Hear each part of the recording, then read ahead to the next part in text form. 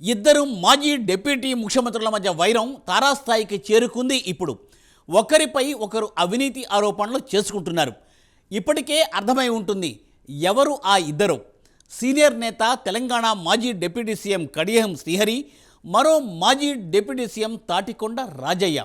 ఒకప్పుడు ఇద్దరు ఒకే పార్టీలో ఉన్నారు, ఇప్పుడు వేరువేరు పార్టీల్లో కొనసాగుతున్నారు. ఇద్దరి మధ్య పోరు భవిష్యత్తులో ఏం మలుపులు తీసుకోనుంది ఈ స్టోరీలో చూద్దాం.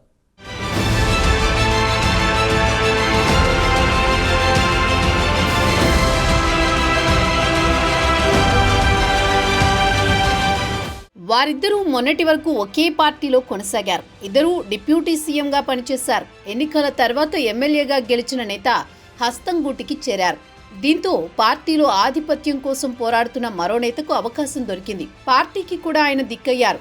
ఇప్పుడు ఆ నేతలిద్దరూ వేర్వేరు పార్టీల్లో కొనసాగుతుండటంతో సవాళ్లు ప్రతి సవాళ్లు విసురుకుంటున్నారు. ఆ ఇద్దరు నేతలే కడియం శ్రీహరి, తాటికొండ రాజయ్య. ఇద్దరూ గత శాసనసభ ఎన్నికల వరకు బీఆర్ఎస్ పార్టీలోనే కొనసాగారు. స్టేషన్ ఘన్పూర్ స్థానం నుంచి బీఆర్ఎస్ పార్టీ తరపున కడియం పోటీ చేశారు. అప్పట్లో టికెట్ రాలేదని అసంతృప్తితో ఉన్న రాజయ్యను పార్టీ పెద్దలు సముదాయించారు. దీంతో స్టేషన్ ఘన్పూర్ బీఆర్ఎస్ విజయం సాధించింది. కానీ రాష్ట్రంలో అధికారం కోల్పోయింది. ఎన్నికల తర్వాత కడియం శ్రీహరి హస్తంగూటికి చేరారు. దీంతో రాజయ్యకు బీఆర్ఎస్లో లైన్ క్లియర్ అయింది. బీఆర్ఎస్కు రాజయ్య తప్పితే వేరే ప్రత్యామ్నాయం లేదు. దీంతో బీఆర్ఎస్ను భుజానికెత్తుకుని ప్రజల్లోకి వెళుతున్నారు రాజయ్య.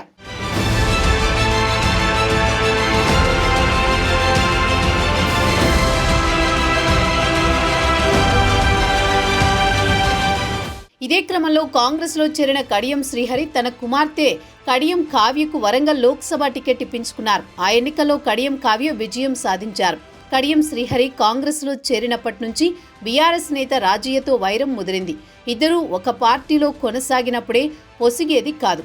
ఇప్పుడు వేర్వేరు పార్టీలలో కొనసాగుతుండటంతో ఇంకా వైరం తారాస్థాయికి చేరింది.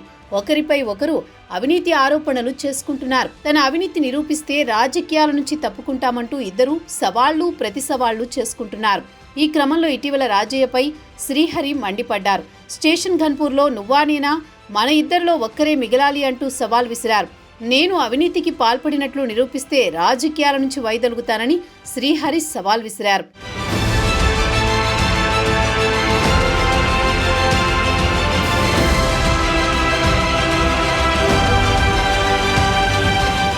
కడియం శ్రీహరి విమర్శలకు అంతే రీతిలో రాజయ్య కూడా ఆరోపణలు చేశారు, సవాల్ విసిరారు. కడియం శ్రీహరి అవినీతి చిట్టా మొత్తం బయట పెడతా, నిన్ను వదిలే ప్రసక్తే లేదు.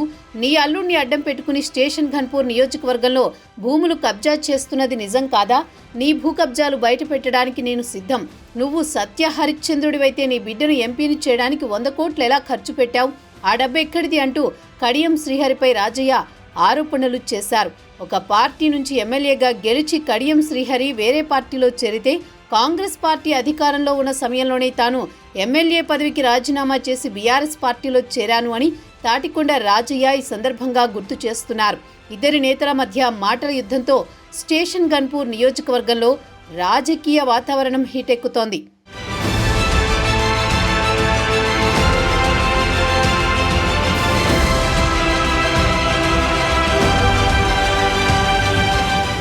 గతంలో తాటికొండ రాజయ్య కాంగ్రెస్ పార్టీలో కొనసాగేవారు. కడియం శ్రీహరి తెలుగుదేశంలో కొనసాగేవారు. రాజయ్య ఉప ఎన్నికతో సహా 4 సార్లు ఎమ్మెల్యేగా విజయం సాధించారు.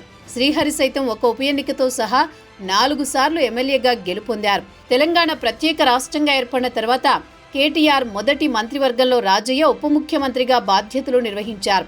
కొంతకాలానికి రాజయ్యను పక్కన పెట్టారు కేసీఆర్. ఆ క్రమంలోనే కడియం శ్రీహరి బీఆర్ఎస్లో చేరడంతో శ్రీహరికి ఎమ్మెల్సీ ఇచ్చి ఉప ముఖ్యమంత్రిని చేశారు కేసీఆర్. అప్పటి నుంచి ఇద్దరు నేతలు ఒకే పార్టీలో ఉన్నా పొసగడం లేదు. ఒకే పార్టీలో ఉన్న ఇద్దరి మధ్య వర్గపోరు నడిచింది. వేర్వేరు పార్టీల్లో కొనసాగుతున్న నియోజకవర్గంలో పట్టు కోసం పోరు నడుస్తోంది. ఇద్దరు మాజీ డిప్యూటీ సీఎంల మధ్య పాము ముంగిస లాంటి వైరం ఏ మలుపు తీసుకోనుంది? స్టేషన్ ఘన్పూర్లో ఎవరిది పైచేయి అవుతుంది తెలియాలంటే వేచి చూడాల్సిందే మరి.